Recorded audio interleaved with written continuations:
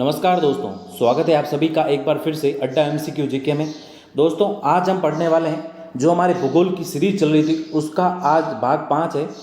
और इस भाग में दोस्तों हम आज महत्वपूर्ण 25 प्रश्नों को पढ़ेंगे। इस भाग में 5 प्रश्नों की संख्या को दोस्तों बढ़ाया गया है।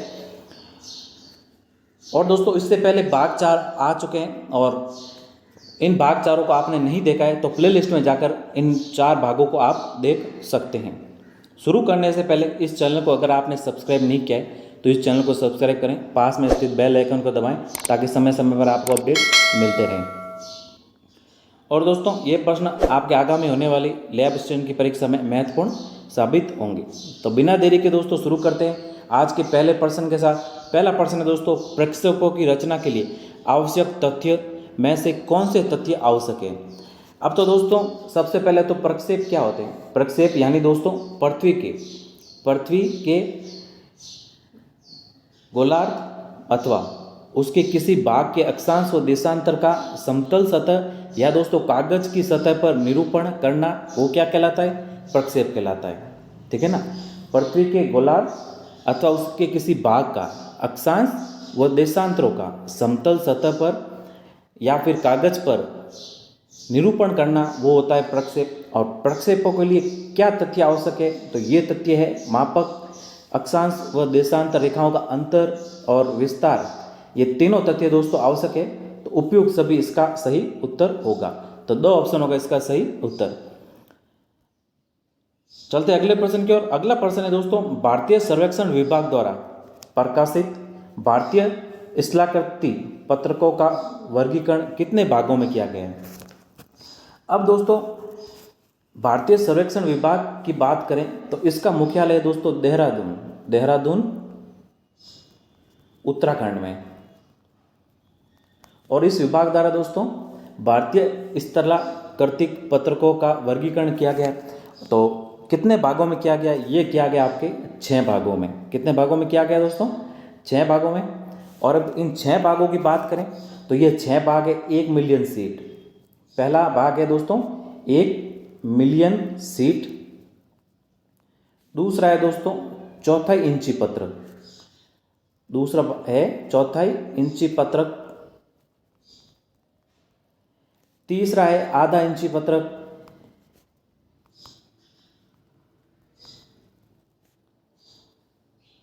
और दोस्तों चौथा है आपके 1 इंची पत्रक।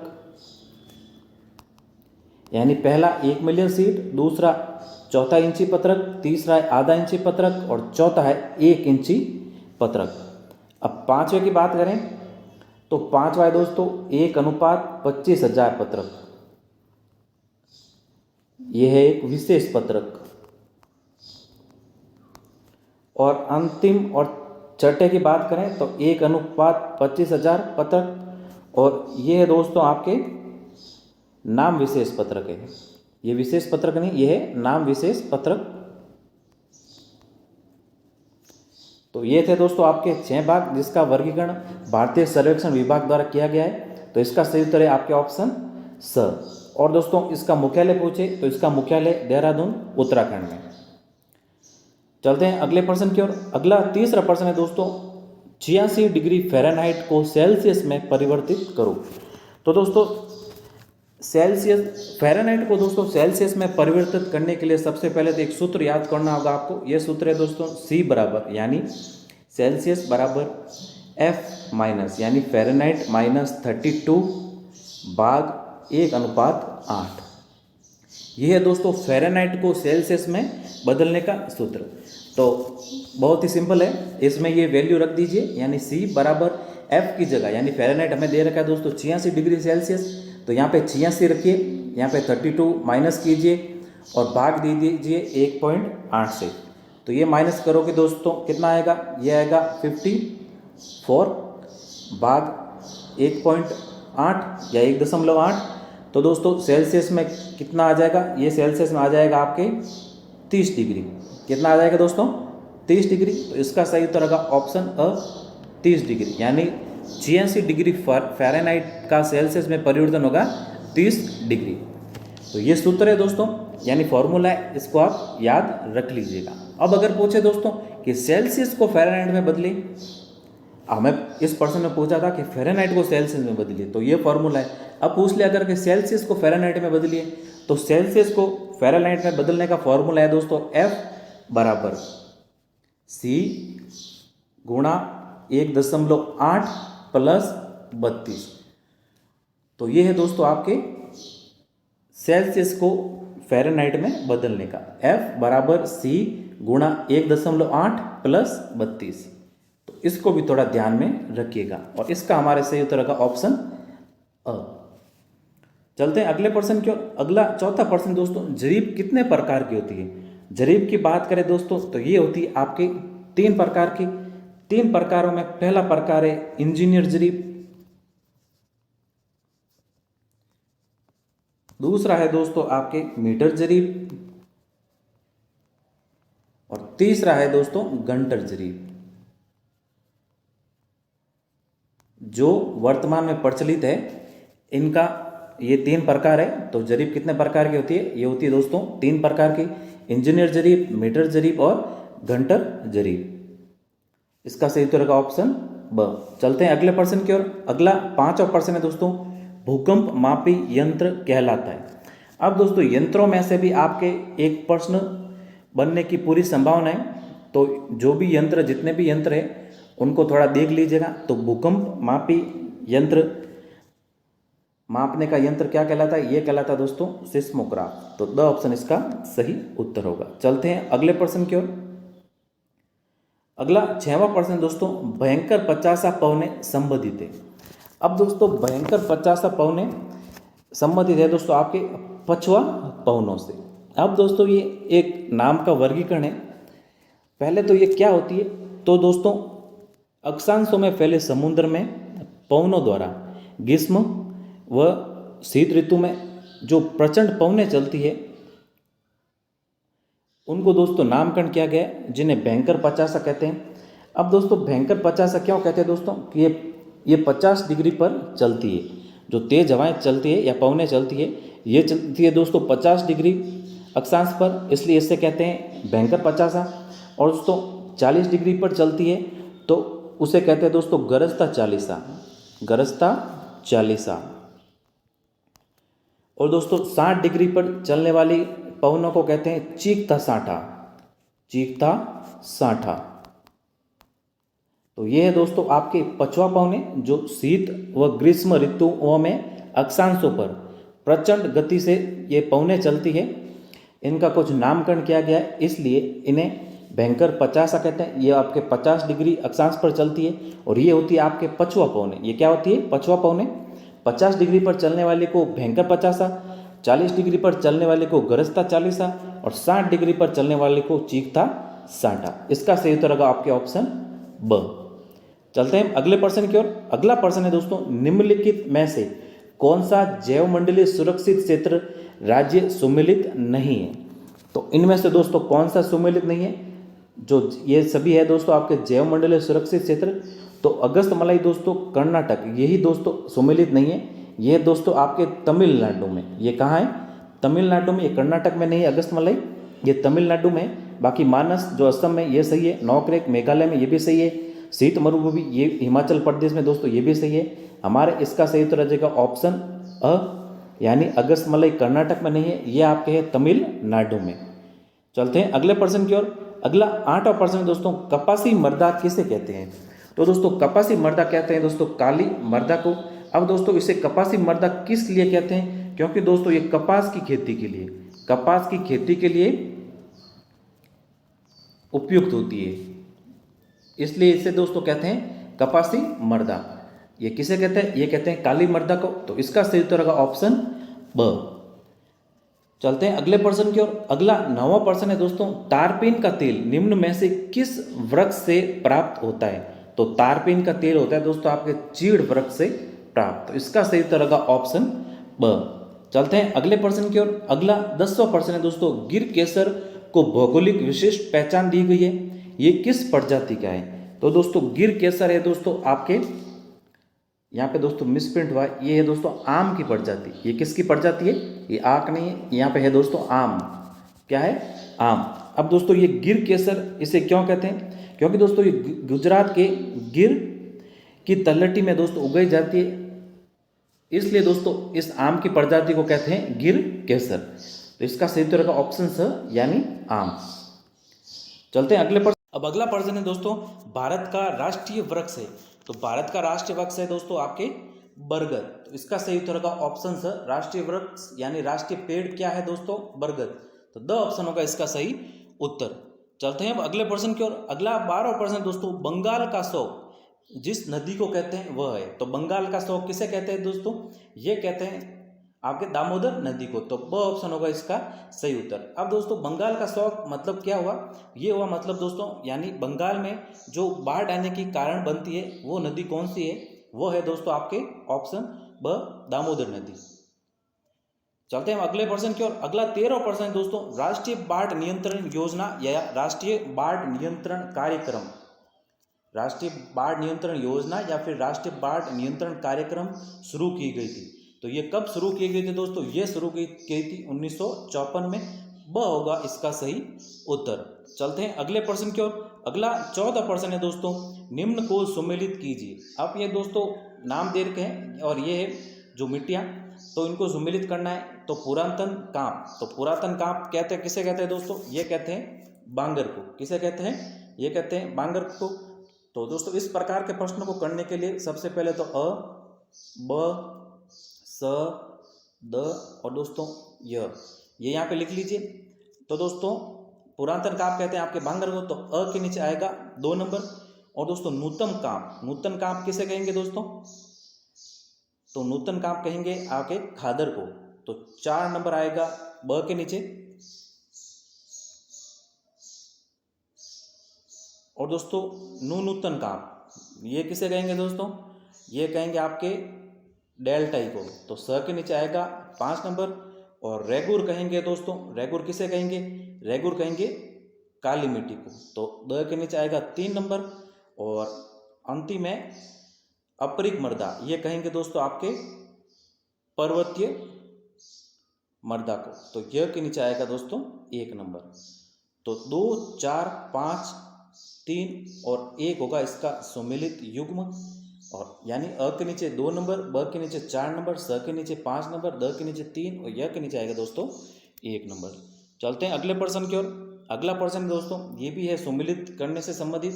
तो दोस्तों 15वां प्रश्न है, सूची 1 को सूची 2 से सम्मिलित कीजिए। इस सूची में देखिए दोस्तों आपके नस्लें और इस सूची में दे रखी हैं पशु। यानी थारपारकर है, जो थारपारकर कौन सी किसकी नस्ल है दोस्तों? तो ये नस्ल है गाय की। तो इस प्रकार के प्रश्न को भी, ऐसे प्रश्नों को करने के लिए अ, ब, स, द और दोस्तों यह लिख लीजिए। तो थारपारकर किसकी नस्ल है? यह है गाय की। तो अ के नीचे आएगा दोस्तों 4 नंबर। जाफराबादी की बात करें तो जाफराबादी है दोस्तों भैंस की नस्ल। तो जाफराबादी के नीचे आएगा 5 नंबर। ब के नीचे आएगा दोस्तों 5 नंबर। और स की बात करें, स नाचना, नाचना है दोस्तों आपके ऊंट की नस्ल। तो स के नीचे आएगा 2 नंबर। और जकराना की बात करें दोस्तों, तो जकराना क्या है? जकराना है आपके बकरी की नस्ल। ये किसकी है? बकरी की नस्ल। तो द के नीचे आएगा 3 नंबर।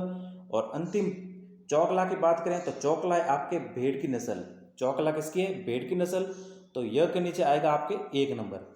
यानी थारपारकर किसकी नस्ल है? थारपारकर है आपके गाय।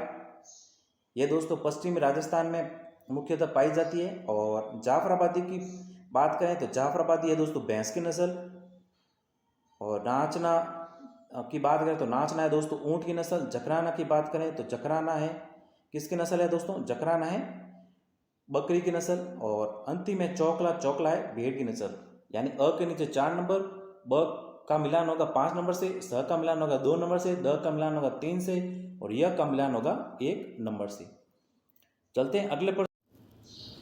अब अगला प्रश्न है दोस्तों ये भी है सम्मिलित करने से संबंधित। अब दोस्तों RSMSSB बोर्ड द्वारा और RPSC द्वारा पिछले परीक्षाओं से दोस्तों ये ट्रेंड चलता आ रहा है। और आप पिछले प्रश्नों को उठाकर देखिएगा कि सम्मिलित कीजिए, या तो ऐसे प्रश्न ज़्यादा बनते हैं और या फिर जो आपको 4 ऑप्शन दे देंगे, इनमें से कौन सा असंगत है या फिर कौन सा असंगत नहीं है।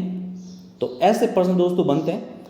तो आपकी प्रैक्टिस के लिए ऐसे ही प्रश्न इस वीडियो में भी लेकर आए हैं दोस्तों, ताकि आपको परीक्षा में इसकी आपको दोस्तों प्रैक्टिस होगी, तो परीक्षा में दोस्तों आपको ऐसे प्रश्नों को आसानी से हल कर पाएंगे।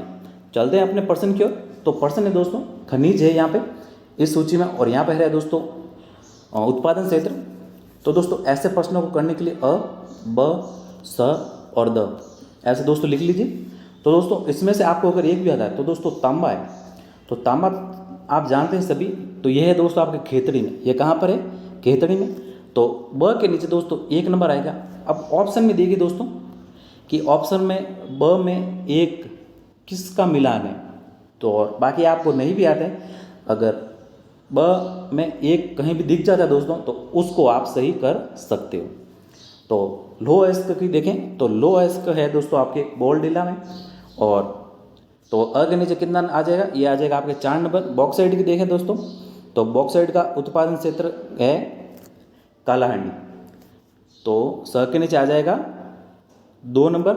और अभ्रक की देखें दोस्तों तो अभ्रक जो अंतिम बचा है ये आपके 3 नंबर में यानी नेल्लोर में, तो द के नीचे आ जाएगा 3 नंबर। तो 4 1 2 3 होगा इसका सही मिलान। चलते हैं हम अगले प्रश्न की ओर। अगला प्रश्न है दोस्तों, भारत में अभ्रक उत्पादन की दृष्टि से अग्रणी राज्य है। तो भारत में अभ्रक उत्पादन की दृष्टि से अग्रणी राज्य है आंध्र प्रदेश। अ ऑप्शन होगा इसका सही उत्तर।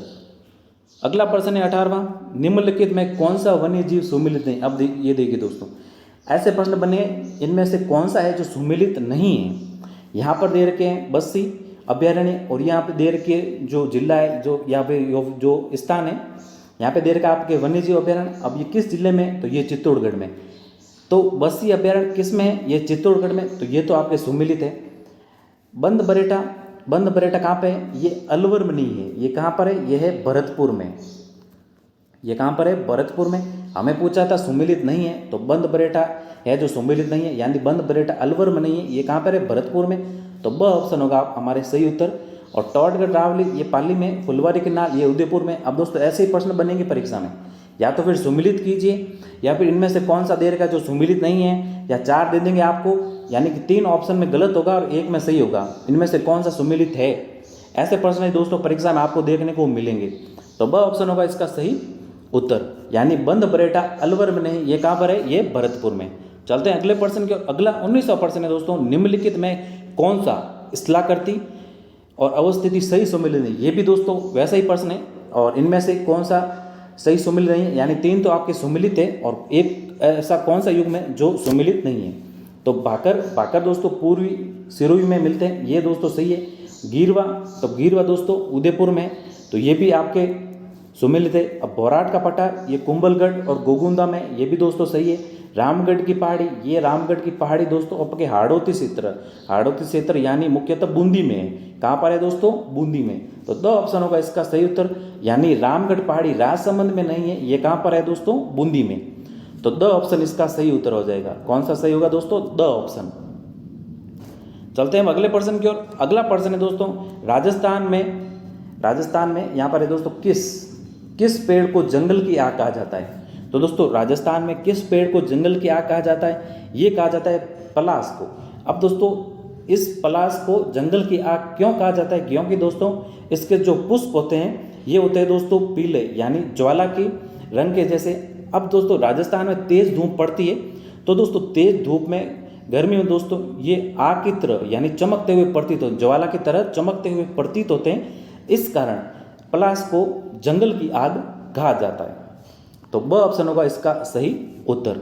चलते हैं अगले प्रश्न की ओर। अगला 21वां प्रश्न दोस्तों, यदि हम लूणी नदी के किनारे इसके उद्गम से अंत तक यात्रा करते हैं तो इसकी सहायक नदियों को किस क्रम में पाएंगे? अब ये प्रश्न दोस्तों ऐसे प्रश्न बनते हैं आपके नक्शे की दृष्टि से, यानी जो भी नदियां हैं उसको आप नक्शे की दृष्टि से एक बार भी देखिएगा। ऐसे प्रश्न दोस्तों परीक्षा में बन सकते हैं। अब ये दोस्तों थोड़ा टेढ़ा प्रश्न भी है और हर कोई नहीं होगा जो इसको हल कर पाएगा। यानी हमें क्या कह रखा है कि जहाँ लूणी नदी का उद्गम होता है वहाँ से हम अंत तक इसकी यात्रा करेंगे तो उनके बीच बीच में कौन सी नदियाँ आएगी, तो उसका नदी का सही क्रम क्या होगा। तो बात करें सबसे पहले उद्गम की, तो लूणी नदी का उद्गम कहाँ से होता है? ये होता है दोस्तों नाग पहाड़ नागपहाड़ अजमेर से इसका उद्गम होता है। और अंत की बात करें दोस्तों तो लूणी नदी का अंत कहाँ होता है? ये होता है दोस्तों कच्छ के रण, कच्छ रण गुजरात में। ध्यान रखिएगा, एक बार और बता रहा हूँ कि उद्गम तो होता है नागपहाड़ अजमेर से और अंत होता है आपके कच्छ के रण गुजरात में। अब दोस्तों इनके जो बीच में नदियाँ आती है, इनके नदियों की बात करें तो सबसे पहले आपके नदी आती है दोस्तों, ये आती है गुहिया। कौन सी आती है? गुहिया। इसके पश्चात आती है दोस्तों बांडी नदी। इसके पश्चात कौन सी आती है? बांडी नदी। यानी गुहिया कितने नंबर पे हमारे? गुहिया है दोस्तों 4 नंबर पे। बांडी की बात करें तो बांडी आपके 2 नंबर पे। और इसके पश्चात आती है सूकड़ी। इसके पश्चात क्या आती है? सूकड़ी। तो सूकड़ी कितने नंबर पे है दोस्तों? सूकड़ी है 3 नंबर पे। और इसके पश्चात कौन सी नदी आती है? इसके पश्चात आती है जवई। कौन सी आती है? जवई। और ये जवई है दोस्तों आपके 1 नंबर पर। यानी पीछे से दोस्तों, यानी शुरू से हमें अंत पूछा है तो 4 2 3 1। अब 4 2 3 1 किस में है? 4 है ऑप्शन संख्या ब में। तो ब ऑप्शन होगा इसका सही उत्तर। ये 1 3 2 4 नहीं दोस्तों, हमें पूछा है कि जहाँ से लूणी नदी प्रारंभ होती है, यानी जिसका उद्गम होता है लूणी नदी का, अंत तक क्रम कौन सा है? तो अंत यहाँ से प्रारंभ होती है दोस्तों और अंत होती है यहाँ पे, यानी कच्छ के रण में। प्रारंभ होती है आपके नागपहाड़ अजमेर से प्रारंभ होती है और अंत होता है कच्छ के रण गुजरात में। तो ब ऑप्शन होगा इसका सही उत्तर। अब दोस्तों लूणी नदी का हमें दक्षिण से क्रम पूछ सकता है जिलों के अनुसार। यानी लूणी नदी दक्षिण से पश्चिम क्षेत्र में कौन से जिलों से होकर गुजरती? ये गुजरती दोस्तों नागौर, पाली, जोधपुर, बाड़मेर और जालोर से होते हुए आपके कच्छ के रण गुजरात में चली जाती है। और इसके लंबाई की बात करें तो ये दोस्तों लगभग 330 किलोमीटर, कितनी? 330 किलोमीटर राजस्थान में प्रवाहित होती है। तो ब ऑप्शन होगा इसका सही उत्तर। चलते हैं अगले प्रश्न की ओर। अगला प्रश्न दोस्तों 22वां, राजस्थान में निम्नलिखित में कौन सा एक बालू का स्तूप का प्रकार नहीं है? तो बालू का स्तूप में से दोस्तों बरखान आपके है प्रकार, सीप भी प्रकार है, पैराबोलिक भी प्रकार है, थली आपके प्रकार नहीं है। सरल प्रश्न और दोस्तों इंपॉर्टेंट प्रश्न है। तो थली आपके बालू का स्तूप का प्रकार नहीं है, तो द ऑप्शन हो जाएगा इसका सही उत्तर। चलते हैं अगले प्रश्न की ओर। अगला 23वां प्रश्न दोस्तों, निम्नलिखित में कौन सी पर्वत चोटी उत्तरी अरावली में अवस्थित नहीं है? यानी कि कौन सी पर्वत चोटी है जो उत्तरी अरावली में स्थित नहीं है? तो ये पर्वत चोटी है दोस्तों आपके सज्जनगढ़। तो अ ऑप्शन होगा इसका सही उत्तर। सज्जनगढ़ है दोस्तों आपके उदयपुर में। कहाँ पर है? ये उदयपुर में है। तो ऑप्शन हो जाएगा इसका सही उत्तर। चलते हैं अगले प्रश्न की ओर। अगला 24वां प्रश्न है, रणकपुर जैन मंदिर किस नदी के तट पर है? तो रणकपुर जैन मंदिर है दोस्तों आपके मथई नदी के तट पर। और ये है दोस्तों आपके पाली जिले में। कहाँ पर है दोस्तों? पाली जिले में। तो द ऑप्शन होगा इसका सही उत्तर। चलते हैं अब अंतिम प्रश्न की ओर। अंतिम और 25वां प्रश्न दोस्तों, ये है आपके इस क्रम में तो है नदियाँ और इसमें है दोस्तों आपकी कुल लंबाई। तो इनमें से हमें बताना है कि इसकी लंबाई के अनुसार कौन सा है जो असंगत है। तो माही नदी दोस्तों 576 किलोमीटर, तो ये हो जाएगा आपके सही। चंबल नदी है 1051 किलोमीटर, ये भी हो जाएगा सही। बनास नदी 512, ये भी सही। बेड़स नदी 400 नहीं, ये 190 के लगभग है। कितनी है? 190 लगभग। तो द ऑप्शन इसका सही उत्तर होगा। ये असंगत है। बेड़स नदी 400 किलोमीटर नहीं, इसकी लंबाई लगभग 190 किलोमीटर है। तो द ऑप्शन इसका सही उत्तर होगा।